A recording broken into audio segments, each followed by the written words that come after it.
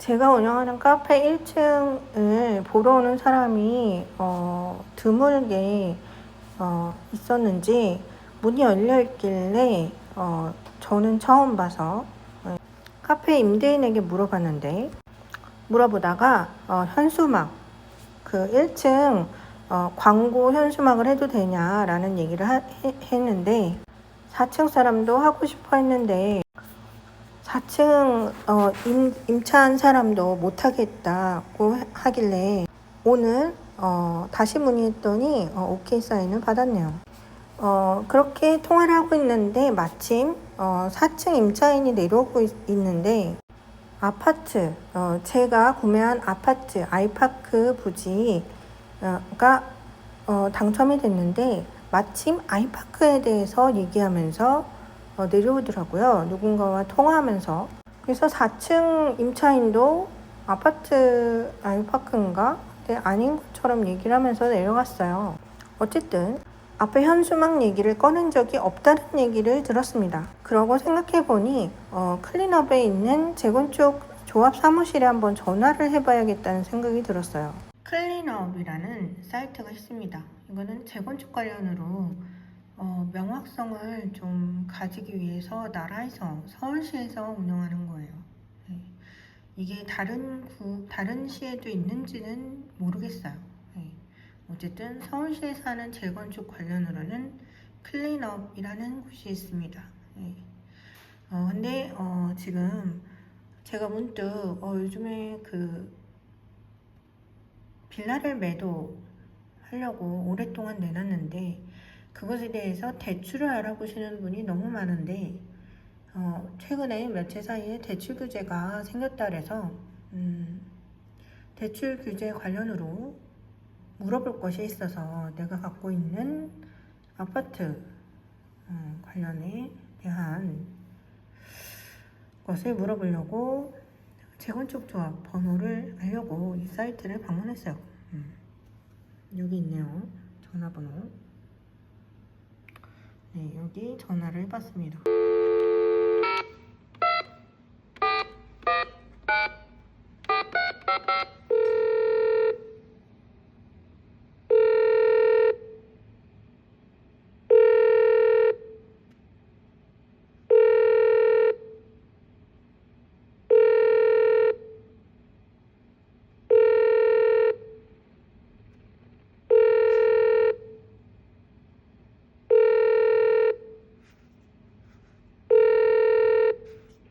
네, 저 사무실입니다. 여보세요? 여보세요? 네, 뭐 좀 여쭤보려고 그러는데요. 전화 연결됐습니다. 말씀하십시오. 네, 뭐 좀 여쭤보려고 그러는데요. 네, 제가 그 구동천 분담금하고 이주 대출 있잖아요. 그 금액을 합산한 금액을 모두 지불해야 아파트 소유권이 주어지는 거죠. 금액이 부족한 사람은 어떻게 해요? 네. 일단 저희 입장에서는 다 완납이 돼야지 대부분의 분들이 둘 중에 하나를 하세요. 거의 하나는 전세를 와서 받거나 또는 은행 대출. 은행 대출요? 그 이주 대출을 은행 대출로 전환이 가능한 거예요? 전환하려고 10월 중에 지금 은행이랑 협약을 할 텐데요. 며칠 전에 대출 관련해서 규제가 또 나왔잖아요. 네네. 그래서 어쨌든 대출은 가능할 텐데 금액 자체가 좀 줄어들 것 같아요. 그러면 제가 갖고 있는 평수 때면 8이거든요? 그러면 대출금이 어느 정도 나올 수 있어요? 저도 그냥 인터넷에서만 규제가 심해졌다라는 내용을 보긴 했어요. 그러면 지금 제가 그 진행을 하기 전에 그 재건축 진행하기 전에 제가 갖고 있는 물건이 10전에 팔렸었어요. 그러면 50%까지는 현재 진행되는 내용으로는 가능한 거예요? 안 되죠. 그 한 채당 무조건 최대가 6억이에요. 아, 그러면 그 갖고 있는 게 얼마어치던?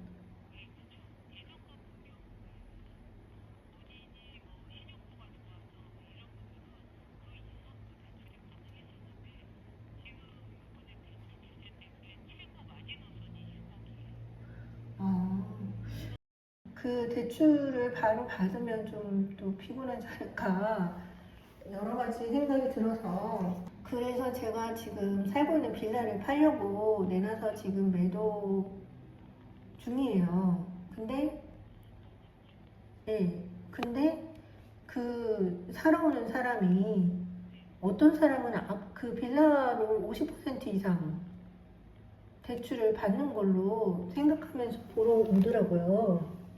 그럼 그 사람들은 못 받는 거죠. 그 50% 이상을. 아, 그래요? 며칠 안 됐어요? 그래요. 그렇군요. 그쵸. 6억 갖고는 다른 데로.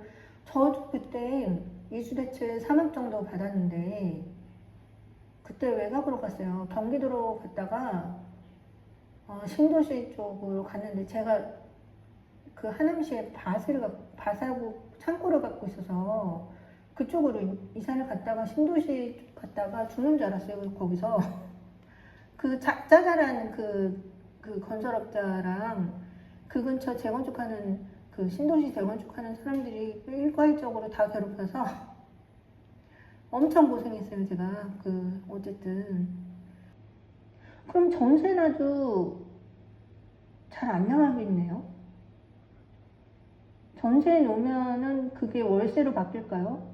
월세로 바뀐다고 그게 나을까?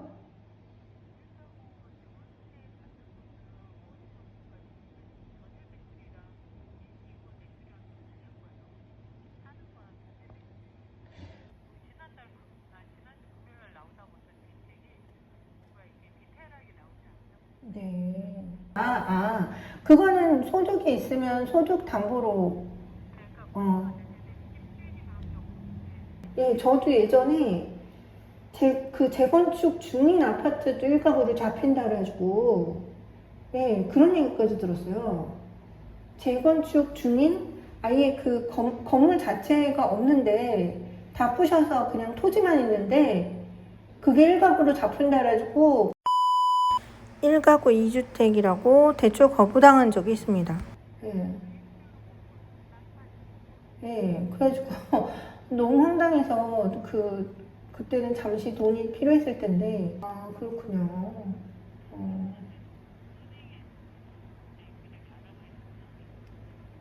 저는 그거 분담금 다 갚아야지 그 소유권 이전하는 거랑 이제 그 1가구여도 저 예전에 그 이주대출 받을 때 거기 새마을금고 있잖아요.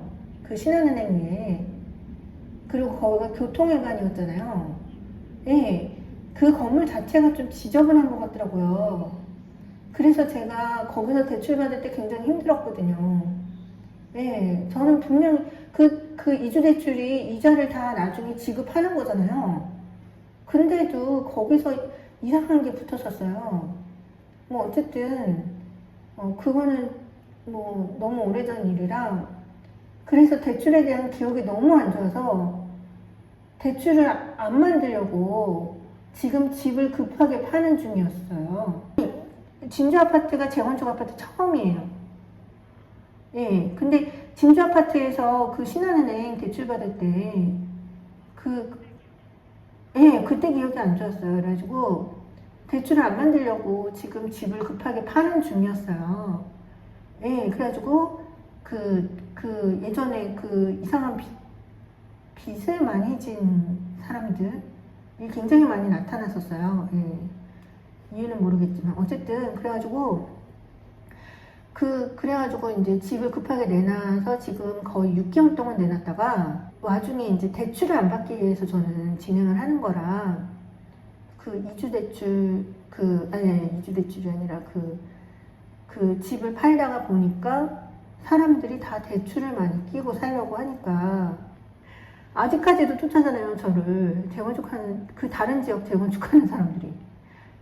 네, 그리고 어쨌든, 그래가지고, 아예 빨리 팔아서. 그래서 대화를 하다 보니까 은행도 아직 새로 바뀐 부동산 그 대출 정책에 대해서 자세히 들은 적이 공문이 내려오지 않았다라고 답변을 들었대요. 지금 얘기를 들어보면은, 예전에는 신용이 좋으면 50% 이상도 대출이 가능했다라고 하더라고요. 저희 부모님도, 저희 어머니도 대출을 받는 것에 조금 무서운 기억이 많으신지 돈이 있으면은 대출을 아예 없게 만드는 방향으로 항상 하셨기 때문에, 그리고 제가 몸으로 겪어보니까 대출이 있는 상태가 대출을 아주 많이 받은 사람들이 들러붙기 좋은 환경이 되더라고요. 그래서 저도 입주할 때 대출이 없는 상태로 가려고 제가 거의 구매한 가격에 인테리어 비용만 붙여서 현재 시세보다 좀 낮게 내놓은 상태였습니다. 오늘 아침에 제가 신문을 사보긴 했는데, 부동산 대책에 대해서는 현재는 인터넷에서 본 게 전부네요.